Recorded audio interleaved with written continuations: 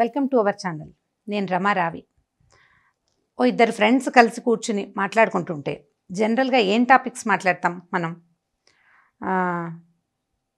ఆఫీస్లో ఎలా ఉంది, లేదా ఈ చీర ఎక్కడ కొన్నావు, మీ ఆయన ఎలా ఉన్నారు, మీ పిల్లలు ఎలా ఉన్నారు, మా పిల్లల ఇబ్బందులు, పిల్లలతో ఉన్న ఇబ్బందులు, భర్తలతో ఉన్న ఇబ్బందులు, తర్వాత బట్టలు కొనుక్కోటాలు, లేదా కొత్తగా వెళ్ళాల్సిన ప్లేసులు, చూడదలుచుకున్న ప్రదేశాలు, ప్రయాణానికి వెళ్తుంటే చుట్టాలు అడ్డం వచ్చారు, ఇలాంటివి మాట్లాడుకున్న తర్వాత ఇవన్నీ మన సొంత విషయాలు కదా. వీటి తర్వాత ఆఫీస్లో కొలీగ్స్ గురించో, పక్కింటి వాళ్ళ గురించో, లేదా మన కజిన్స్ గురించో ఏదైనా ఒక ఇంట్రెస్టింగ్ టాపిక్ విషయం ఉంటే దాని గురించి మనం మాట్లాడుతూ ఉంటాం. తను ఇలా చేసింది, తను భలే కొనేసుకుంటోంది, లేదా తను ఎవరితో ఎక్కడో వెళ్తోంది అని ఇలాంటి మాటలు మాట్లాడతాం. అయితే ఈ మాటలు మనం ఇద్దరం మాట్లాడుకున్నప్పుడు చాలా బాగుంటుంది. ఇప్పుడు మన ఇద్దరం మాట్లాడుకున్నాక ఈ ఇద్దరు కలిసి ఇద్దరు వేరు వ్యక్తులకు చెప్పారనుకోండి, అదేదో సినిమాలో చిరంజీవి గారు చెప్పినట్టుగా ఒక చోట నుంచి ఇంకో చోటకి ఓ వ్యక్తి ముగ్గురు వ్యక్తులకు చెప్పాలి, ఆ ముగ్గురు మరో ముగ్గురికి చొప్పున ఇలా వరుసగా వెళ్ళి ఈ చైన్ ఎక్కడ ఎండ్ అవుతుంది? మొదట ఆ అమ్మాయి బైక్ వేసుకుని తిరుగుతుంది దగ్గర స్టార్ట్ అయ్యి, చివరి ఆ అమ్మాయి చాలా చెడ్డ పని చేసింది దగ్గర ఎండ్ అవుతుంది. మనం మొదలుపెట్టింది ఎక్కడ? అమ్మాయి బైక్ మీద తిరిగేస్తుంది ఇష్టారాజ్యంగా. ఇక్కడి నుంచి మొదలుపెట్టి చివరికి దాని ఇష్టారాజ్యపు జీవితం ఏదో వేరే చెడ్డ పనిగా పరిణమిస్తుంది. నోటి నుంచి నోటికి మారేసరికల్లా సెంటెన్సెస్ మారిపోతాయి. కొన్ని స్వకపోల కల్పితాలు ఉంటాయి, అంటే మన నోట్లో పుట్టినవి కూడా జరుగుతుంటాయి. ఆ నోరు ఫ్రెండ్దే అవ్వక్కర్లా, అప్పుడప్పుడు మనది కూడా అవుతుంది. ఊరికే సాచివేతగా మాట్లాడతాం. ఎవరి గురించో అయ్యేసరికల్లా మనకి నోరు సులువుగా వెళ్ళిపోతుంది.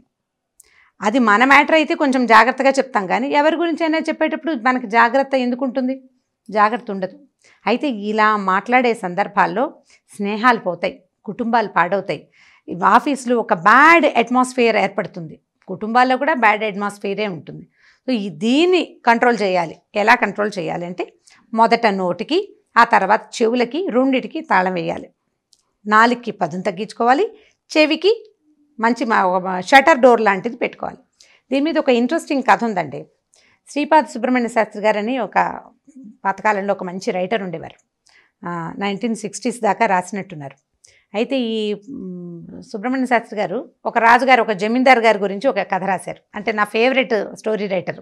కథ పెద్దదే, చిన్నగా సింపుల్గా చెప్తాను చూడండి. ఒక జమీందార్ దగ్గర ఒక 5-6 గుమాస్తాలు ఉండేవారు. గుమాస్తాలు ఉంటే ఈ పెద్ద గుమాస్తా మీద చిన్న గుమాస్తాలందరూ వెళ్ళి రాణిగారికి ఏదో చెప్పేవారు. ఆయన ఎలా చేస్తున్నాడంటే అలా చేస్తున్నాడంటే ఒక నెల తర్వాత పెద్ద గుమాస్తాన్ని తీసేసేవారు, రెండో వాడు పెద్దవాడు అయ్యేవాడు అనమాట. తర్వాత కొన్నాళ్ళు అయిన తర్వాత ఈ రెండో వాడి మీద మిగిలిన వాళ్ళు వెళ్ళి చెప్తారు. అప్పుడు రెండో వాడిని తీసేసి మూడో వాడు గుమాస్తా అవుతాడు. ఈ 6-7 గుమాస్తాల్లో చిట్ట చివరి వాడు బహుగట్టివాడు, పొట్టివాడే కానీ వాడిని మేనేజర్ని చేశారట. ఇక వాడి మీద మిగిలిన వాళ్ళంతా ఎన్ని రకాలో రాజుగారికి, రాణిగారికి, అంటే జమీందార్ గారికి, వారి భార్య గారికి బోలెడని చెప్పారు.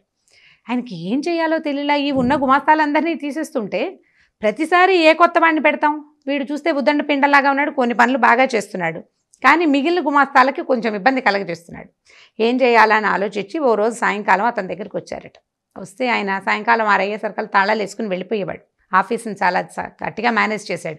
అంటే ఇతను స్ట్రైట్గా ఉండటం వల్ల మిగిలిన వాళ్ళకి కొన్ని ఇబ్బందులు వస్తున్నాయన్నమాట. సరే, ఈయన పావు తక్కువ వారికి రాజావారు అతని దగ్గరికి వెళ్ళారు. వెళ్ళి ఒక 5 నిమిషాలు నుంచున్నారు. అతనేమో నిశ్చలంగా చకచక తన బ్యాగులు గీగులు సర్దేసుకుంటున్నాడు, సామాన్లు సర్దేస్తున్నాడు, అన్నిటికీ తాళాలు వేస్తున్నాడు. బాగా ఆలోచించారు రాజావారు. ఎలా అడగాలో అర్థం కాలేదు. సరే, ఒక వాక్యంలో వీడిని ప్రశ్నిద్దామని, కామన్నా కాసుకెళ్ళి చెప్పేవాళ్ళని ఏం చేయాలో అని అడిగారు. అంటే ఏంటంటే చెవులు నింపేవాళ్ళని, చెడ్డ మాటలు, ఇక్కడ ఇతని మీద వేరే మాటలు పుట్టించేవాడిని ఏం చేయాలి? కాసికలు అంటే ఇలా చెడ్డ మాటలు అండి. ఇది పాత భాష కదా, 60కి ముందు రాయబడిన భాష. కామన్న సింపుల్గా ఏం చెప్పాడంటే, ఏముంది బాబు, వినేవాడి చెవులు తెగొస్తే సరి అని చెప్పాడు.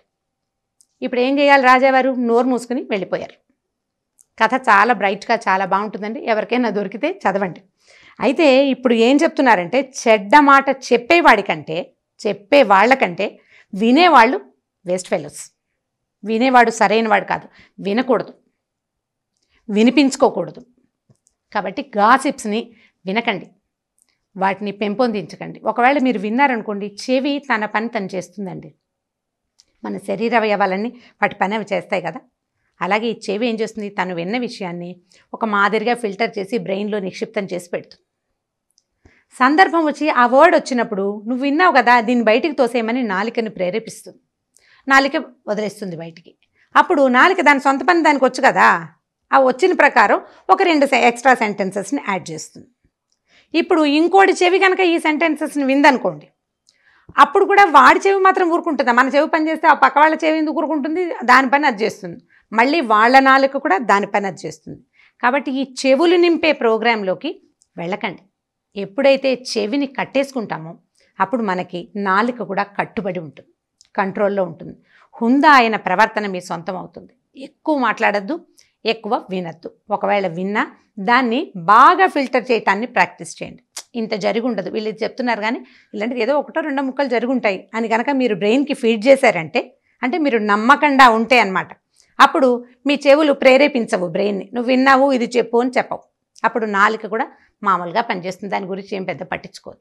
కాబట్టి చెవులని ఎలా ప్రేరేపించాలి, అవి అక్కడి నుంచి బ్రెయిన్లోకి ఎలా వెళ్ళాలి, అక్కడి నుంచి నాలుక మీదకి ఎలా రావాలి అనేది కనుక వన్స్ ప్రాక్టీస్ చేస్తే మన తాలూకు జనరల్ హ్యూమన్ డీలింగ్స్ చాలా ఎక్సలెంట్గా ఉంటాయండి. చాలా అద్భుతంగా ఉంటుంది. ఒకసారి ప్రాక్టీస్ చేసి చూడండి దీని మీద. వినద్దు, విన్నదాన్ని ఫిల్టర్ చేయండి. ఫిల్టర్ చేసిన తర్వాత దాన్ని పూర్తిగా నమ్మాలా వద్దా అని డిసైడ్ చేసుకోండి. ఆ తర్వాతే మాట్లాడండి. ఇది మన లైఫ్కి ఎంత మటుకు ఉపయోగపడుతుంది అనేది మీలో మీరే కనుక ఎవరికి వాళ్ళు, స్త్రీ పురుషులు అందరూ, ఆడవాళ్ళు మగవాళ్ళు కూడా ఆలోచించుకుంటే మీ తరహా కొంత మారుతుంది, మన పర్సనాలిటీ మారిపోతుంది. దానివల్ల మన పిల్లలు, మన చుట్టుపక్కల ఉండే ప్రపంచం కూడా మారటానికి అవకాశం ఉంది. సో ఒక హెల్దీ వాతావరణాన్ని సృష్టించుకోవాలంటే మొదట చెవులు, ఆ తర్వాత నాలుకని బంధించడాన్ని ప్రాక్టీస్ చేయండి. ఈ వీడియో కనుక మీకు నచ్చినట్లయితే లైక్ చేయండి, షేర్ చేయండి. మరిన్ని వీడియోస్ కోసం సుమన్ టీవీ లైవ్కి సబ్స్క్రైబ్ చేసుకోండి.